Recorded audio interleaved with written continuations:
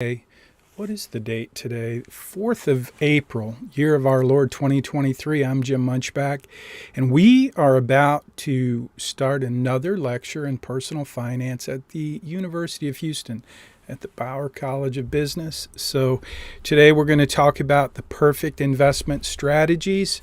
We're going to review what we covered last week, and so let's get started. I'm going to jump into the Zoom room and bring some folks into the room.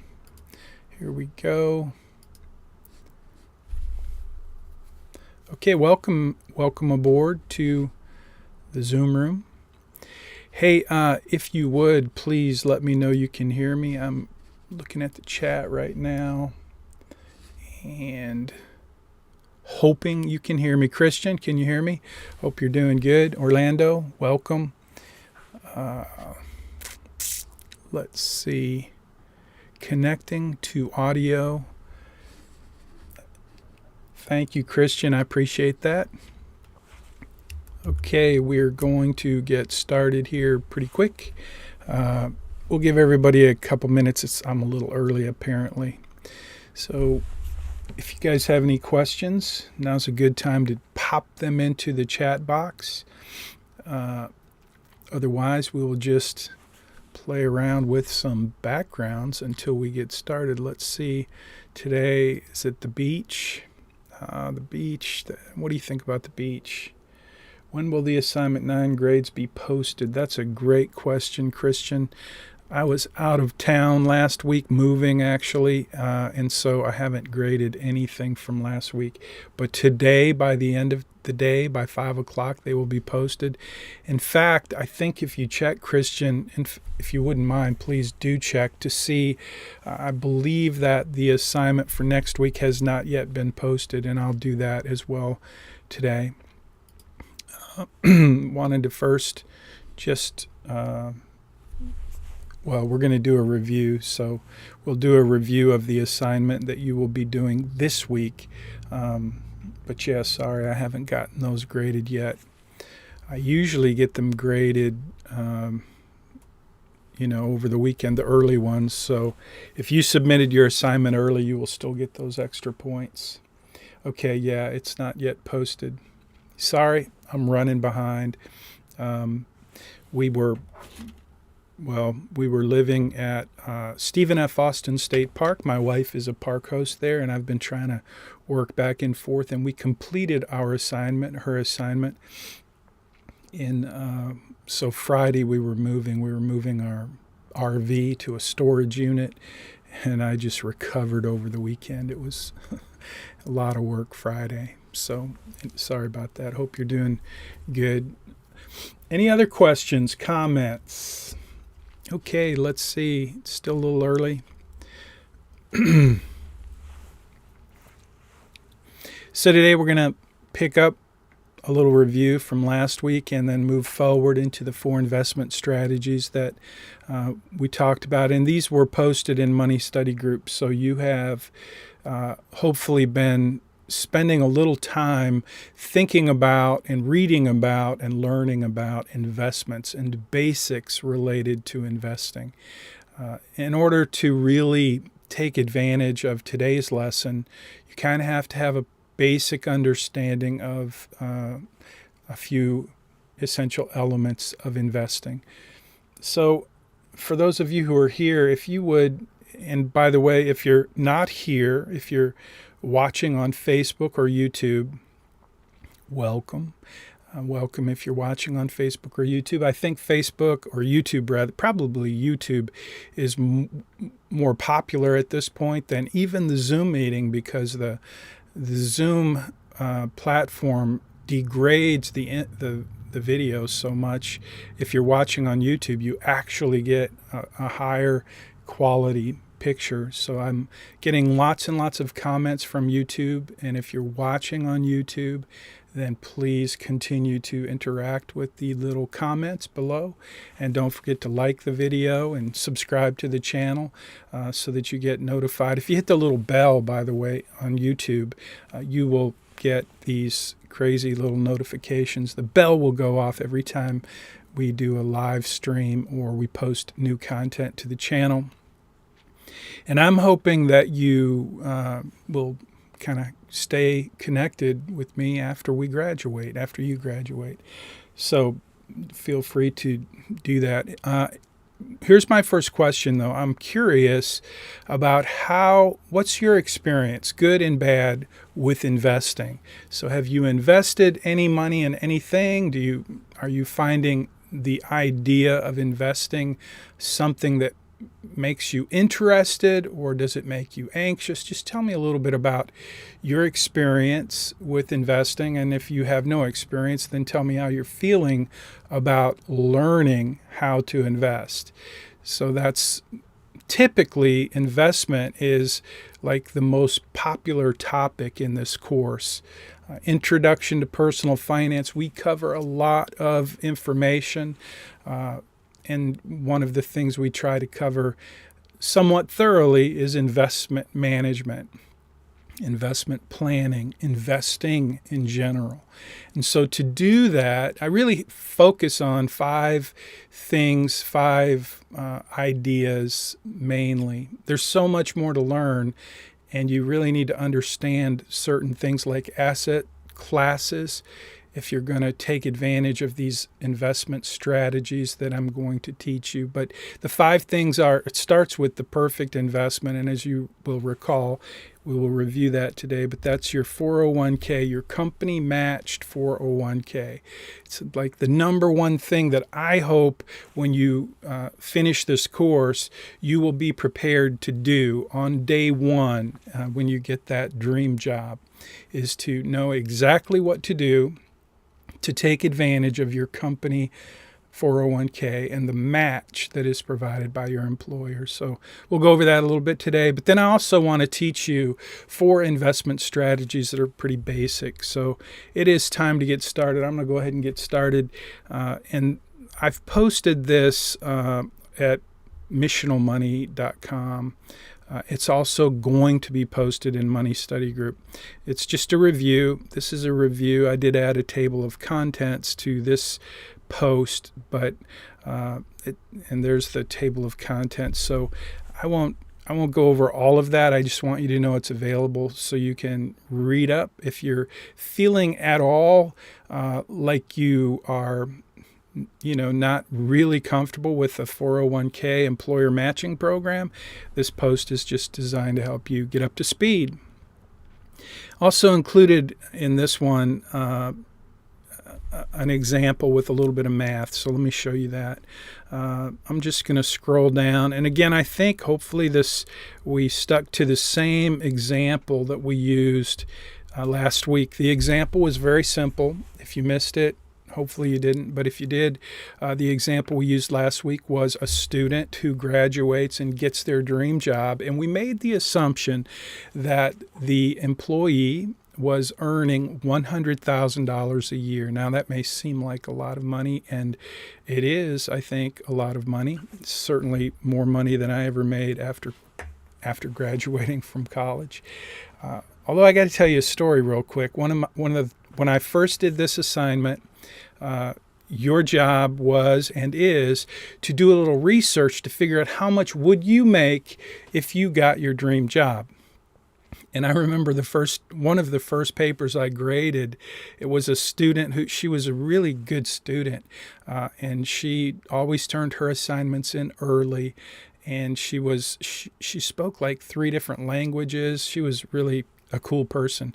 But anyway, she turned in her assignment, and in her assignment, she said, my dream job is XYZ at XYZ ABC company or whatever, and in my dream job, I'll earn $250,000 a year, and this is what. And at that time, I made them, update the financial plan and show a little bit about what that would look like 10 years down the road.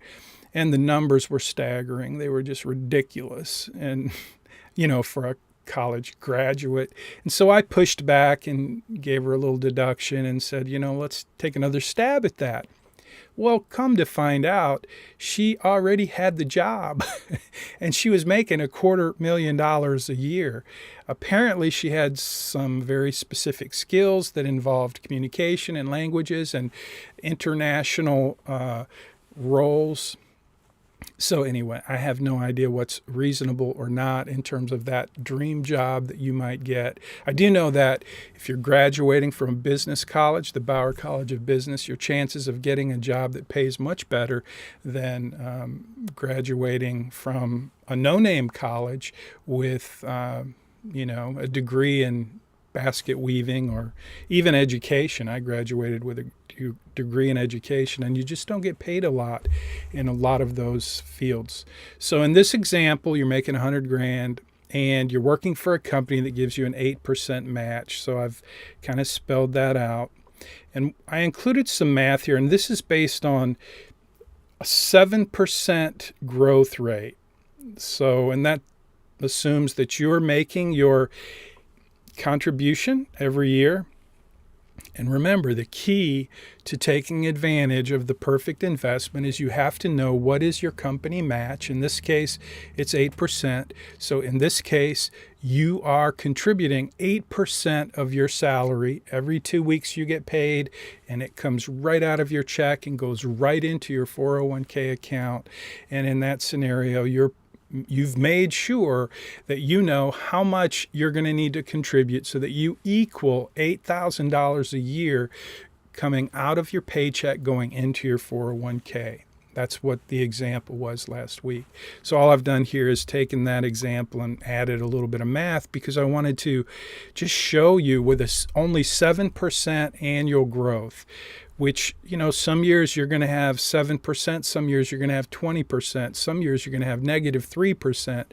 And so over the years, though, using the strategies that we will go over today, you'll begin to see how the volatility in the market, when the market goes up and down, and your growth rate from year to year goes up and down, you'll see that how over the years you will be building wealth in a very powerful way using these strategies. And this strategy, the perfect investment, your 401k, contributing to a company-funded, company-matched 401k, I call it the perfect investment because it really is like the most powerful part of your financial plan. So just looking at these with 7% growth, you can see how much you're gaining. Somewhere in there, I thought I put the totals. Maybe I have some notes. But you will see the totals because what you're going to do is you're going to, in your financial plan, part of your assignment for next week is going to be to set up your 401k in your financial plan so that you can see the numbers. And depending on your asset allocation, which we'll go over in a few minutes, depending on how you allocate your assets in your 401k will make a big difference in terms of what kind of returns you'll have over time. So I just wanted you to see just how much the investments begin to grow in addition to the $8,000 that you contribute to your 401k. And then the $8,000 each year that your employer contributes, which totals $16,000 going into your account every year. Again, this is based on you make $100,000, you get an 8% match, and you contribute just up to that match. You could contribute more for sure, but this example is just to show you the power of taking advantage of the perfect investment. So you can see with 7%, that 7% grows based on the balance of your account each year. And so that at the end of 10 years, you're growing a considerable amount. Okay, let's jump into the 4 investment strategies. That's what we're going to do next. And if you go to this post, the review post, and it will be in Money Study Group as well. But I put these links so we'll go directly to each of these strategies. So let's do that now. First one is diversification. And I'm about to jump into 4 investment strategies. We talked about the perfect investment, and The perfect investment is actually a type of account, the 401k, with a company match. But just by having a 401k set up, and even having your 401k set up with your employer, and even with you contributing to the 401k plan, that's just a type of account. That's just money going into an account. You haven't invested it yet. And so these next 4 investment strategies are designed to help you know exactly what to do when you get started, and why you want to use these strategies to maximize returns in your 401k account and to minimize risk. And so that's really the key, to maximize returns over time and to minimize risk. And that's what we're going to talk about in these 4 investment strategies. If you happen to watch the video that I posted in Money Study Group, it was just a different day. Really the same lesson, the same 4 strategies. I do this every semester. And so today I'll do it in a little different way, I'm sure. But this post is kind of new. Diversification, lessons from 3 corporate scandals. And you can read that. I cover Enron, WorldCom, and Lehman Brothers. And Lehman Brothers today is an interesting one because we just had the Silicon Valley Bank go bye-bye. We're having a pretty interesting time in the market today. I think the regional bank conundrum will continue, and I think it's not over. I think the more that the Federal Reserve raises interest rates, the more pressure they're going to put on financial institutions, especially regional banks, where they don't have the same types of support that the big banks, the ones that are too big to fail.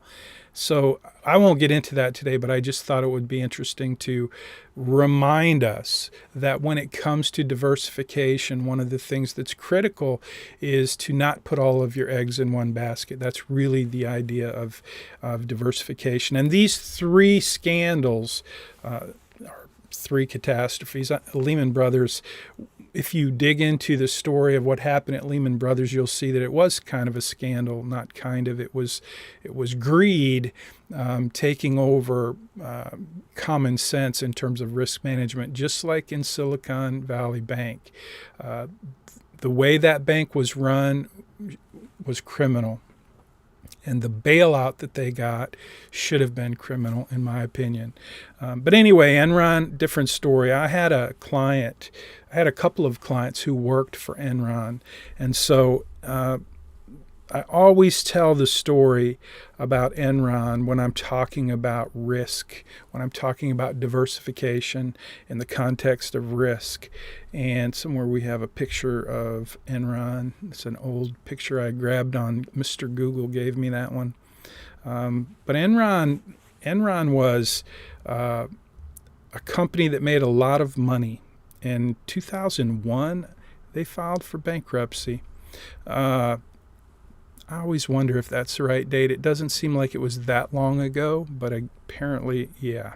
In 2002 was WorldCom, Lehman Brothers 2008.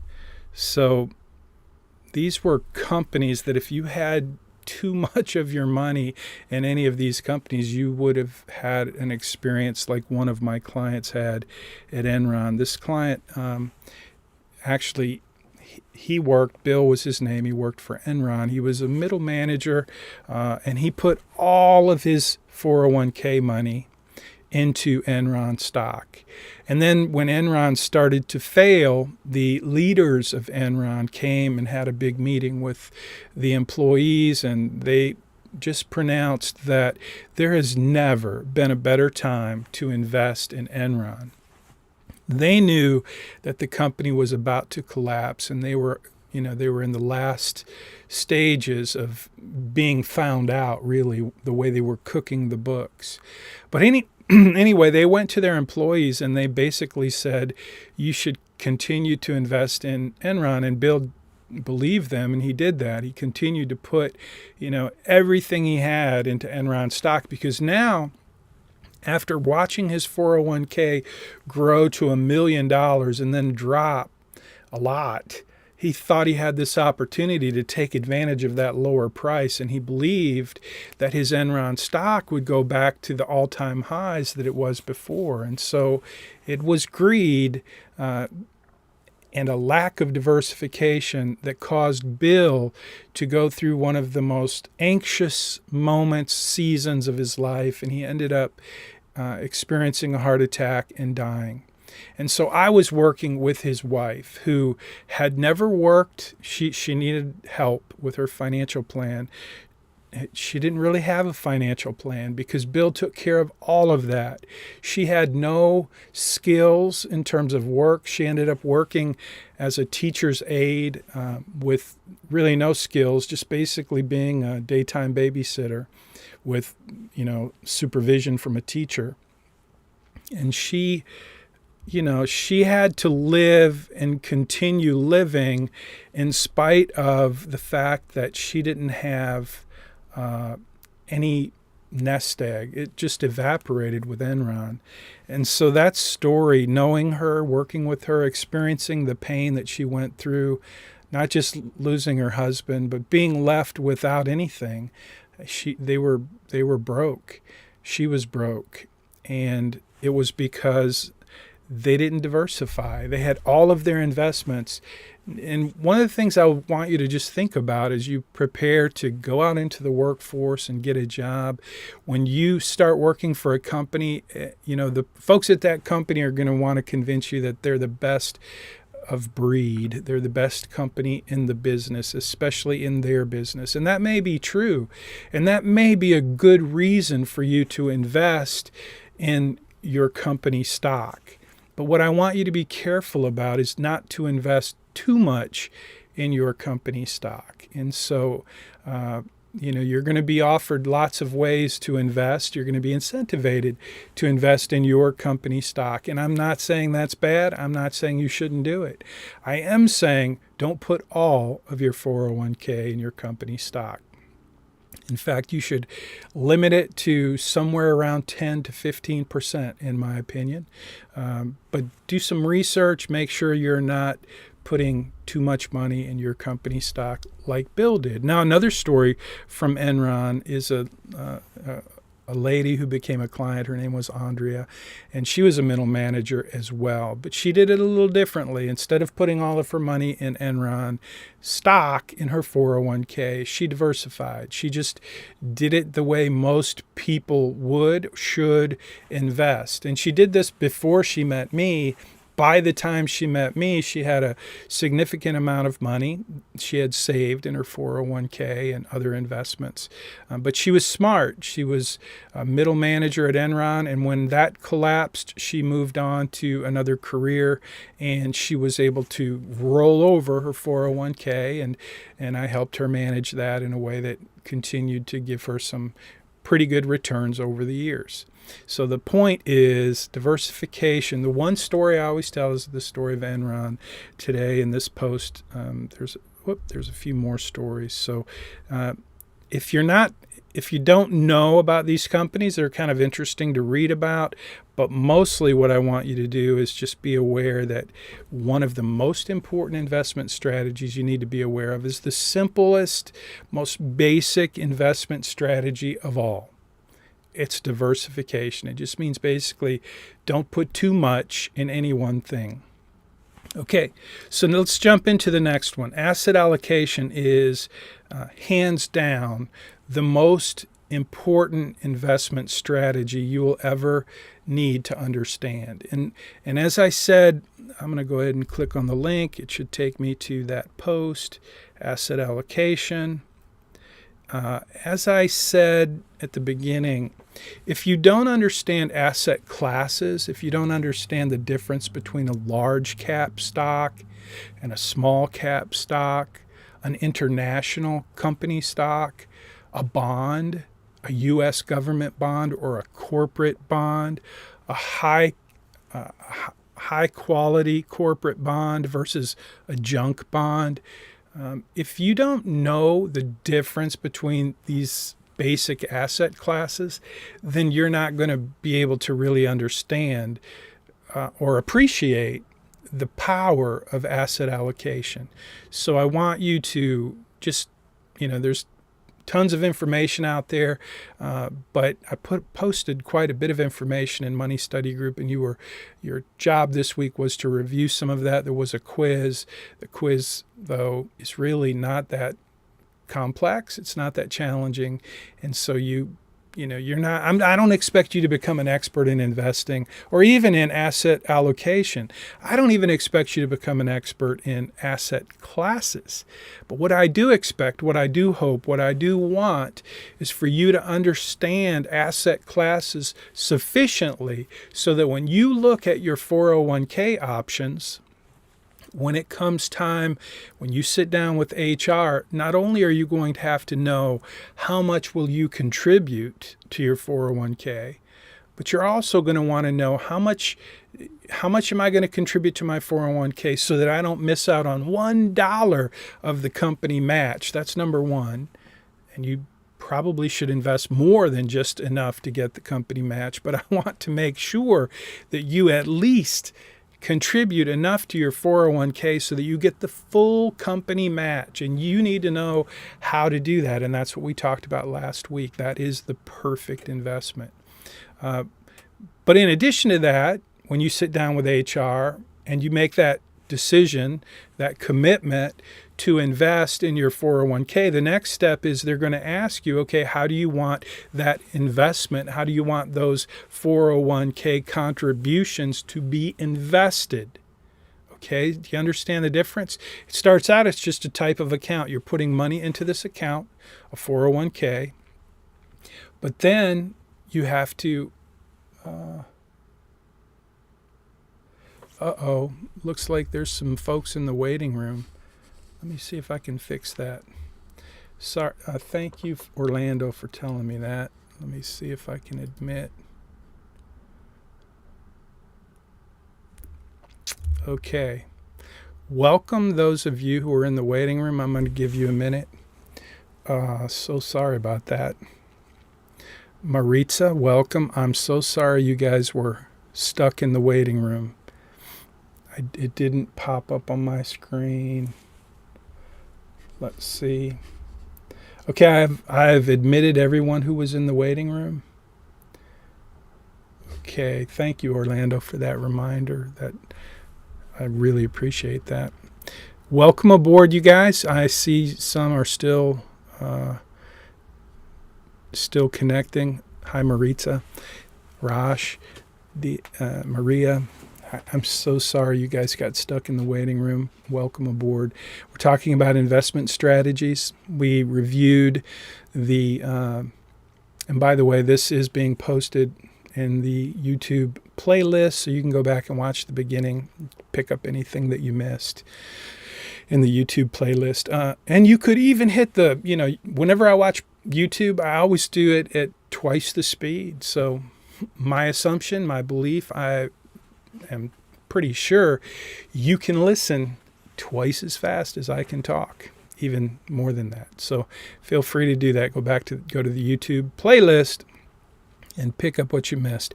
But so far I covered kind of a review of the perfect investment, the 401k, just covered the example that we went through last week. Real quick, let me just show you that I posted this on missionalmoney.com. It's called the Perfect Investment Review, and these links are in the YouTube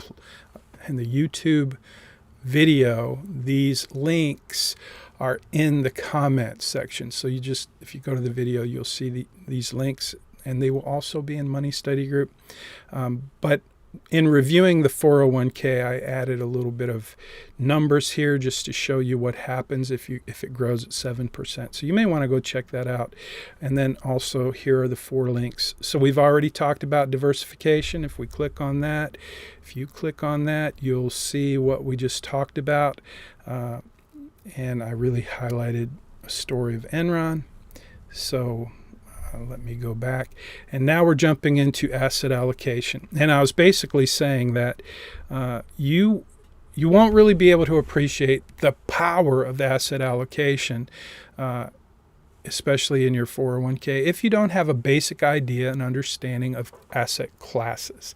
So that's something you'll want to begin to learn, because when you sit down at HR and you say, yes, I want to contribute to my 401k, here's how much I want to contribute to my 401k, the next question is going to be, okay, what do I want to invest in my 401k? And for you to be able to take advantage of this investment strategy, asset allocation, you're going to need to understand a little bit about asset classes, the difference between a large company stock, a small cap stock, an international stock, a bond, whether it's a government, U.S. government bond, or maybe it's a Russian bond or a Chinese bond. It could be an international bond, a U.S. government bond, or it could be a corporate bond, a U.S., say it's an Apple or Google bond. Or maybe it's a General Electric bond, or maybe it's a Baidu bond. So you see there's all these different asset classes, and they all have a different level of risk with different types of risk depending on the asset class. But the most important investment strategy, the number one determinant of your portfolio's returns, is asset allocation. So asset allocation it's a really important investment strategy. So that's what this post is, and there's a nice little table of contents for you. One of the things I always say that asset allocation is the most important determinant of all the investment strategies, of all the things you can do in investing. The number one determinant of your portfolio's returns is asset allocation. And that's based on this Brinson study that I've been aware of since I became a certified financial planner. So it's a highly referenced study that shows why asset allocation is so important. So you can click on that link and it'll take you to that study, I think. Let's see if it does. Yes, the CFAinstitute.org is the determinants of portfolio performance. And in this report, Mr. Brinson, Gary P. Brinson, a CFA, that's a chartered financial analyst, he is going to tell you that asset allocation is the most important determinant of your portfolio's returns. So that is what we're going to talk about for a few minutes. Asset allocation, though, I mean, you see this little chart right there, kind of gives you an idea. Imagine each of the slices of that pie was a different asset class. So the big red one there would be, you can almost see them in this image. I should have just put an image with, like that. So information technology, consumer staples, that's kind of what it looks like. And that's what your financial plan is going to look like, because one of the things you're going to do in your homework assignment is to play around with asset allocation. And the financial planning portal makes that super easy for you to do. So don't be intimidated by that. But just know that when you start playing with your asset allocation, you are playing with something that makes a big difference in your portfolio's returns over time. And so you're going to get a chance to play with that in your financial plan. But today we're just highlighting the 4 investment strategies that are designed to help you maximize returns and minimize risk. So far we've talked about diversification. We shared the story about Enron, WorldCom, Lehman Brothers. What's that bank that's been in the news? That bank, Silicon Valley Bank. So if you were an investor and you had all your money in Silicon Valley Bank, your $10 billion, that wasn't smart. Because you weren't diversified. And even though in that situation with Silicon Valley Bank, what you're not doing in terms of diversification is you're not putting your money at different institutions. So you didn't diversify your cash. But that's really not the same as diversifying your investments. It's a little bit different. But it's still the same idea, not putting all of your eggs in one basket. So asset allocation is a really important, it's the number one determinant of your portfolio's returns, but it's really a good way to manage risk and to maximize returns. So that article is for you, and I also put in this just for fun. You don't have to do this, but if you want to, you're welcome to click on this link. Somewhere there's a link. Oh, maybe not. I could put a link in there. But if you go to the website, well, I thought I put it in there. Apparently I did not. So sorry about that. Never mind. I have this really cool piece of technology at my company, Bayrock. It's called Riskalyze, and I thought I put the. Apparently I did not. I could. I'll go back and put the link in. But it's just a 5-minute survey where you get to see what your risk number is. And if you're interested, if you're interested in understanding how we set up asset allocation, it's based on, one of the things it's based on is your risk tolerance. So as a professional, as a certified financial planner professional, as an investment advisor, we have a really great piece of technology to help first identify what is your comfort level with risk, and then from there, we figure out if you have a portfolio, how much risk do you have in your portfolio today? Does that align with how much risk you're comfortable with? And then the next step is to say, okay, based on your risk tolerance and your risk number, here's the portfolio we would recommend. It's a really slick process, a really slick program. It makes my job very kind of scientific. So anyway, sorry I don't have the link there. I just goofed. Okay, so that's asset allocation. Again, the number one determinant of your portfolio's returns, asset allocation. So we've reviewed the perfect investment, the 401k, and how your company match is the perfect investment. Nowhere else are you going to get that kind of return where you get to double your money up to the amount of the match. So if you have that opportunity throughout your life, make sure you never miss it. You can't imagine how many people I've worked with throughout my career as a financial professional who weren't taking advantage of what I call the perfect investment. And it's like, come on, let's start there. You don't need me as a professional advisor. You don't need to pay me to help you manage money. You need to just do the basic things that are right in front of you. And that is the kind of like the biggest mistake I've seen, I think. One of them anyway. So good luck with that. Do that, the perfect investment, and then learn a little bit about these other investment strategies.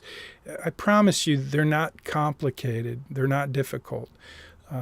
Just learn a little bit, learn enough for today, and by the time you have to make the decisions with your 401k, so far you've got it, right? Diversification, you're not going to put too much in one asset class. You're certainly not going to put too much in your own company stock, right? That's diversification. Asset allocation is where you get a little bit more selective and you start to not just diversify, but you strategically place or allocate your assets according to whatever options you have in your 401k. And those options are often very limited. So that makes it easy, right? If you only have 4 options, you know, there you go. Pick 4. You only have 4, pick 4. 25% each. If you have 10, it makes it a little more difficult. If you have a great company 401k plan where you have hundreds of options, call me and I'll help you figure out a great way to set up your asset allocation. That's a great problem to have if you're an investment. If you really want to have a great portfolio, having more options is typically better than fewer options. I'm working with a client right now who has over $1 million, and he has a very limited number of options in his 401k. It's kind of sad, but it is what it is. You got to do what you can do with what you have. So asset allocation is really key. So the next strategy I want to talk about, by the way, if you have any questions, go ahead and pop them into the pop them into the chat box. I can still see the chat box. I have so many things on my screen. I'm sorry I didn't catch that there were people waiting in the waiting room. I feel really bad about that. But do ask a question if you have it now before we jump into the next investment strategy. Again, these 4 investment strategies are designed to help you maximize returns and minimize risk. And they don't just work for college students. Okay, these investment strategies work regardless of where you are in your investing journey. So if you're a do-it-yourself investor, this is a great place to start. Maybe a little coaching along the way to help you tweak things is all you need to be very successful in building wealth. The key is always to manage risk. You want to maximize returns and minimize risk. And these 4 investment strategies help you do that. So now let's jump into my favorite, certainly my favorite story to tell, is dollar cost averaging with Farmer Joe. And this is a young Farmer Joe. I just found this picture and said, he's going to be my Farmer Joe. I don't have a clue who this guy is, but I've got several pictures of him from my photo deposit, whatever it is, the place that I get inexpensive photos. So anyway, this guy is going to be our Farmer Joe, and he's going to help us understand dollar cost averaging. So there again, we have a little table of contents. And I say dollar cost averaging this is how I describe it. Every semester, I describe dollar cost averaging as the most powerful investment strategy to help you maximize returns and minimize risk. So again, all 4 of these strategies are designed with that objective in mind, to maximize returns, to build wealth, but also to minimize risk, to preserve the wealth that you've built. And when it comes to powerful investment strategies, to me, I believe, and I'm convinced, and I've seen how it works, not just for me, but for clients and investors across the globe, dollar cost averaging is the most powerful investment strategy to help you maximize returns and minimize risk. And I want to show you how that works, and I'm going to use an example with Farmer Joe. So here we go with Farmer Joe. Farmer Joe, by the way, was a client, and not really a client, but in the story, he was a client who owned a farm, which is why he's a farmer, because he has a farm. And he had some money to invest. Okay, so Farmer Joe was a farmer, and he needed to invest. So we talked it over. What would you like to invest in? And Farmer Joe didn't have any cows in his farm. He had other things like chickens and pigs and chickens and pigs and some goats, but he didn't have cows. And so turns out cows have a lot of utility value in addition to barbecue. I don't know if you're a meat eater. I know some of you are not a meat eater, and I'm sorry for that, because I think barbecue is one of my favorite things in the world. I like barbecue. I like to barbecue. I'm going to be barbecuing in a few minutes. My wife is delivering some food to this ministry, and she bought a bunch of chicken. So I'm going to put it on the smoker and on my Traeger and make smoked chicken. Anyway, Farmer Joe didn't have cows, and he thought it'd be a good idea. So he was going to invest in cows. And so we talked about a strategy, and we discovered this beautiful strategy called dollar cost averaging. So Farmer Joe commits to a systematic investment plan where he's going to invest $100 a month on cows. So we get started. So let's see how we get started. So I wish I could write on I need an app that lets me write on my iPad while I'm looking at a web page, because I'm looking at a web page and I can do some cool stuff, but I can't write on it. So I'm just going to talk you through it. Actually, let me scroll down. There's another picture of Farmer Joe. So yeah, this is where I put kind of an illustration in. That is not a cow, by the way. That is, I believe, can you tell me what that is? If you're watching on Facebook or YouTube, this is a good time for you to consider the points that you can get for class collaboration, because today I am randomly going to suggest that if you will describe this animal and tell me what it is, you can use that as a screenshot for your class collaboration. Anybody in Zoom want to leave a comment? Tell me it's a goat. Yeah, that's it. It's a goat. It's not a cow. Why is it in here? I have no idea. I just know. Wait, that's not a cow. It's a goat. So here we go. This is somewhere along the way I took this chart of cows and I put some numbers, and I know it looks a little confusing, but if you can go to this post and look at it yourself. I don't mean to be confusing, but here we have a list, month 1 through month 7. So in this chart, we have 7 months. Those big dots there, each of those dots represent a month. And again, how much was Farmer Joe and his investing plan? What was his commitment, his systematic investing plan, which is dollar cost averaging? He chose to invest in cows. So how much was he going to spend each month buying cows? How much per month was Farmer Joe going to spend buying cows? You can post that in the comments if you want. Here we are in Zoom. I'm looking at the chat and I don't see it, so I'll just tell you. Yeah, it was $100. So every month he's going to buy cows and he's going to spend $100. So how many cows can you get? How many head of cattle can you buy for $100? So in this particular month number 1, cows were $100 a head. So that's why we have $100 right there. Month number 1 is scribbled down, $100. Month number 2, though, cows go to $50. He spends $100, but cows, I should have written down, they were $50 each. So in month number 2, the value of cows dropped from $100 to $50 a head. But remember, Farmer Joe is investing $100 a month, so he's going to be able to buy month 2. Let's go back to the little chart, if I can find it.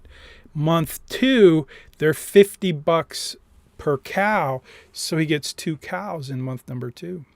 What do you think happens in month number 3? Cows drop in half again. That's a big drop. So what does Farmer Joe do? He buys 4 cows that month. So that's why we have 4 cows. In month number 3, he gets 4 cows. So far, does this make sense? Am I losing anyone? This is an investment plan, a systematic investment plan. And remember, this story about Farmer Joe buying cows using a systematic investing plan, it is to illustrate the investment strategy called dollar cost averaging. Imagine if Farmer Joe was doing the same thing with chickens and pigs and tractors and whatever else he was investing in, and he was accumulating them over time with a systematic amount going towards whatever he's buying. You're doing the same thing with stocks and bonds and other investments. Is over time, you're committing, and your 401k is a good example. You're committing however much you're contributing to your 401k every month or every other week whenever you get paid. It's going into your 401k account. So let that sink in for a minute. You're contributing to your 401k every couple of weeks whenever you get paid. But that doesn't mean you're investing. It's just going into that account.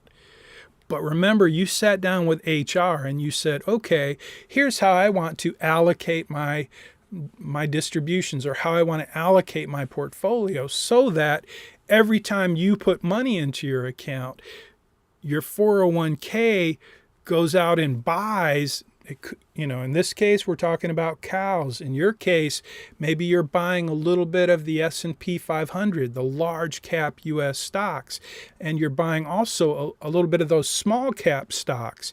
And maybe you're buying a little bit of international bonds or government bonds. But whatever you set up as your asset allocation, that's what you're buying, and you're buying a certain amount based on your systematic investment plan in your 401k. You're automatically putting money in on a systematic basis every time you get paid, and every time it goes into that account, it goes out and buys each of these pieces of assets, investments that you set up as your asset allocation. Okay, does that make sense? Hopefully that makes sense, because to connect the dots from your 401k to Farmer Joe's cows, it's important just to understand that this story illustrates how it works and why dollar cost averaging is the most powerful investment strategy I know of. So let's continue. So we've got Farmer Joe buying cows, $100 a month. Month number 3, cows dropped from $100 the first month to $50 the second month. They're down to $25 a head. So with his $100, he gets to buy 4 cows. Now month number 5 comes along, and this is where things get a little interesting. Because what happens in month number 5? How could Farmer Joe possibly buy 5 cows for $100? What would be the price of a cow if you could buy 5 of them for $100? That's crazy. They started at $100 a head, and now they're only what? How much? Help me out here. Post a comment. Come on, if you're watching in Zoom, give me a little love here, a little attention. I'm looking, I'm waiting. Thank you so much. Yeah, Sadaf says $20. That's right. So if you're spending $100 and you get to buy 5 heads of cow for $100, that means you're buying them for $20 each. Imagine if it was some type of investment that went from $100 to $20. What would you want to do in your 401k? Well, before I answer that, let me tell you what happened with Farmer Joe. He calls me up, and he's not very happy at all, because he's like, Jim, look, I've been investing in cows for how many months now? Only 1, 2, 3, 4 months. And already cows have dropped to $20 a head. This is crazy. I need out of this. This is crazy. I don't know what I was thinking. I think you talked me into it, and I don't appreciate it. I want out. I'm like, okay, Joe, listen. I'm your advisor, right? And if you're going to trust me, if you're going to follow my advice, then I can be your advisor, and I'll do my very best to give you honest, helpful advice. So here's my advice, Joe. Don't stop buying cows. You're able to buy 5 heads of cows for the same price you could buy 1 just 4 months ago. If anything, Joe, I would go sell that old John Deere tractor that you bought 10 years ago, because funny thing happened through COVID. John Deere tractors, the old ones that any farmer could fix on his own without getting a technician, because now the new tractors that have chips, the chips are impossible to get. You have to have a technician to fix any simple little thing. But those old tractors, anybody can fix. So what happened to the price of those old tractors because of this unique situation we're in right now? That old tractor that you don't use because you already got a new tractor, you could sell that for 3 times as much as you paid for it, because crazy thing with old John Deere tractors right now, I would go sell your old John Deere tractor, and I would put all that money into cows because they're cheap. And they may never be this cheap again. But it's your call, Joe. But that's my advice. Don't freak out. Don't be afraid. Keep doing what you're doing. And if you're going to change the plan, do a little more. Don't do any less. Keep doing it. So he says, okay, thinks it over.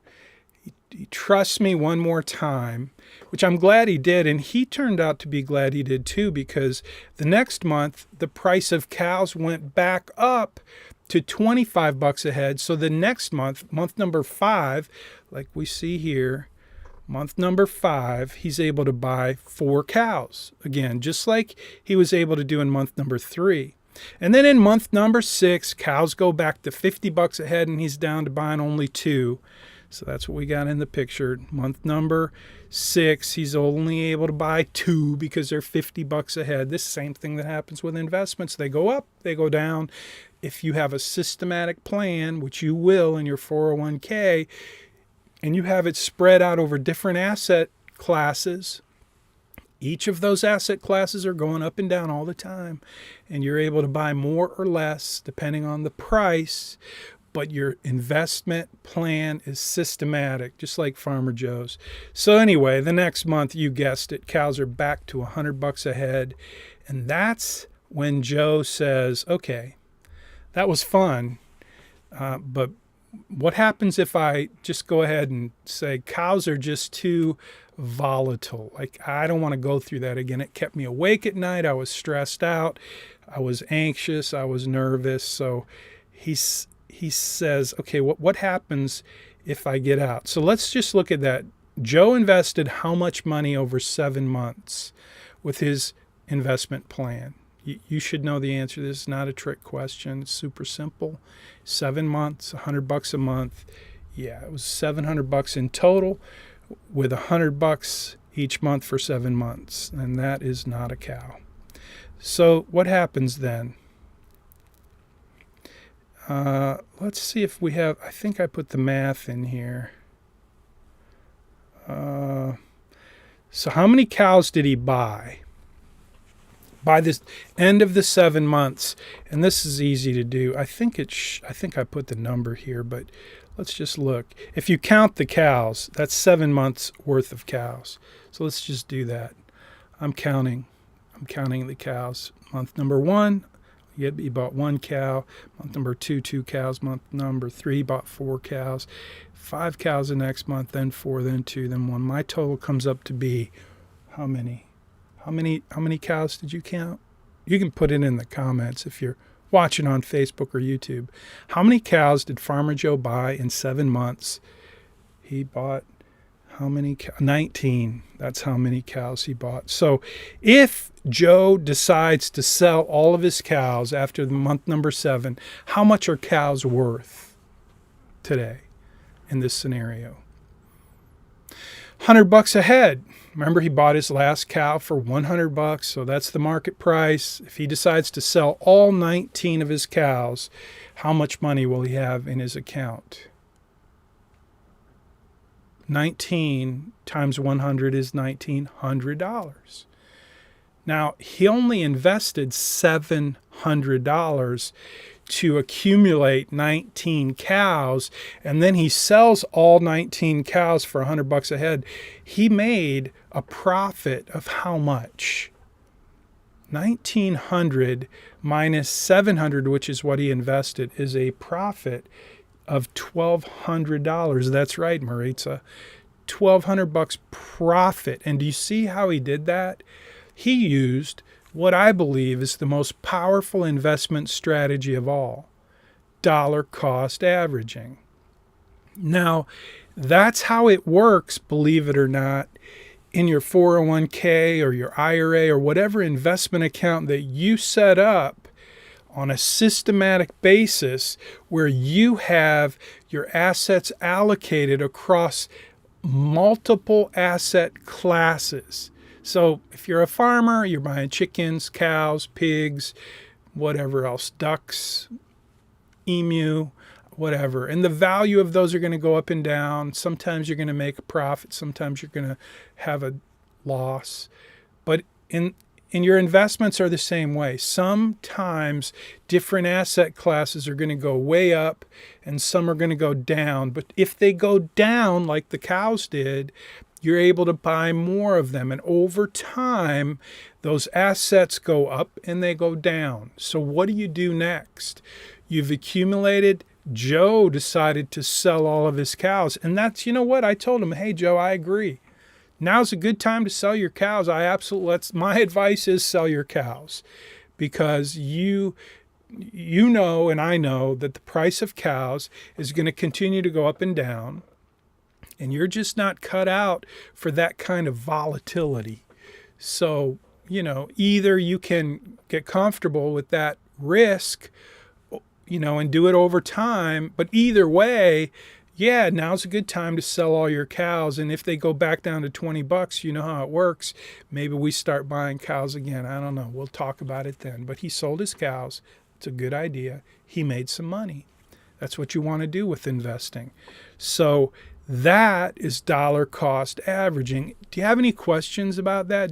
Does it make sense to you? Does it seem like something that you could put into play in your 401k? Hey, that rhymes. My grandson, Caleb, he keeps coming up with words that rhyme. Maddie, my granddaughter, too. They're 4 and 3, and everything's about rhyming. So I'm going to rhyme it again. Do you understand how you can put into play in your 401k this most powerful investment strategy designed to maximize returns and minimize risk? It's called dollar cost averaging. Do you get it? Does it make sense? I hope so. If it doesn't, just let it sink in. Remember the term, do a little reading, and just know that it's super easy to put this strategy into play in your 401k. It just simply means you select the asset allocation that you have access to in your 401k. You systematically put money into your 401k. The company systematically matches it, so you're automatically taking advantage of diversification, asset allocation, and dollar cost averaging. And those three strategies by themselves will help you build wealth over time. And they'll help you maximize returns and minimize risk at the same time. And then there's one more. Let's go, if I can go back to my list. One more is called portfolio rebalancing. And I'm just going to wrap up here real quick with portfolio rebalancing. So I'll just pop into the post. And I just want you to think about, well, there should be a picture. I like to use the idea of balancing a tire. And so imagine that. I want to show you something real quick. I think this is where I had a picture of, no. I'm looking for the picture of, it's not here, I'm sorry. Maybe it was here. The picture that I had of, no, it's not here. You know the picture of a circle with a portfolio with different slices of the pie? That's what I'm looking for. It's got to be right here in asset allocation. So this is what I'm looking for, that little picture right there. So let me just focus on this for a minute.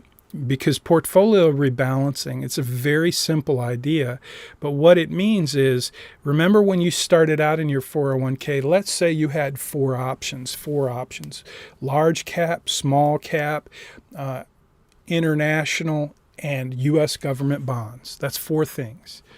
And they're basic asset classes. And let's say that's your asset allocation. You did 25% in each of those. Now this circle has more than 4 assets in it. But over time, let's say that one of your 4 got really big, like that one right there, that big piece of that pie. And then another one got really small, so it went down like Farmer Joe's cows. And so what do you want to do? You want to hit a button.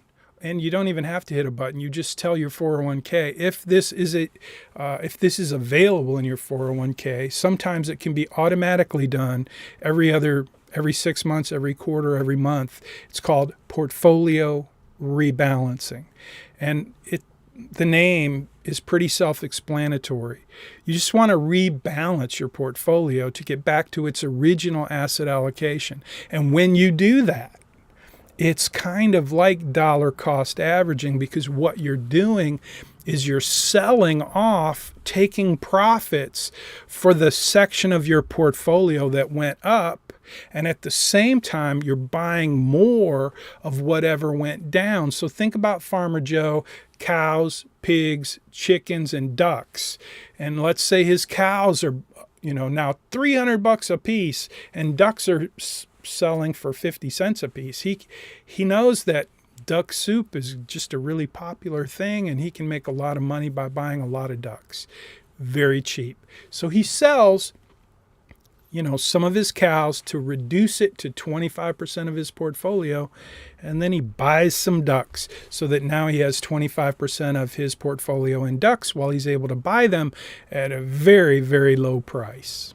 So portfolio rebalancing is just kind of another way to take advantage of something very similar to dollar cost averaging, where you're rebalancing your portfolio by selling off some of the profits and investing in some of the things that shrunk. And over time, portfolio rebalancing is a great way to help you build wealth by maximizing returns and minimizing risk. Because remember, if those cows are $200 a head, what are they going to do in a year or two? At some point, they're going to be back to $20 a head, and then they're going to go back up higher, and then they're going to go lower. That's what investments do.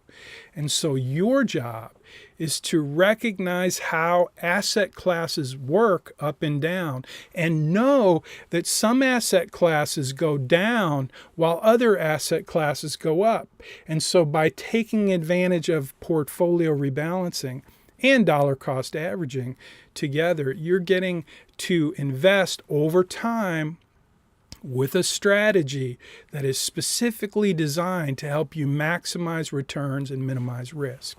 So those are the 4 investment strategies. I hope you got them. I hope they make sense to you. I hope mostly that you begin to see how you can use your 401k and put these 4 investment strategies into play in your 401k so that you can build wealth over time and minimize risk and maximize returns at the same time. So it is 11:05. We are out of time, and I will post your assignment. I will grade your last week's assignments. I'll post next week's assignment, and I'll wait just a minute to see if anybody has any questions in the Zoom room while I jump on over to end the broadcast. So I am going to end the broadcast, and for those of you who are leaving, have a great day. And Maritza, I'll be right back to answer your question, but first let me finish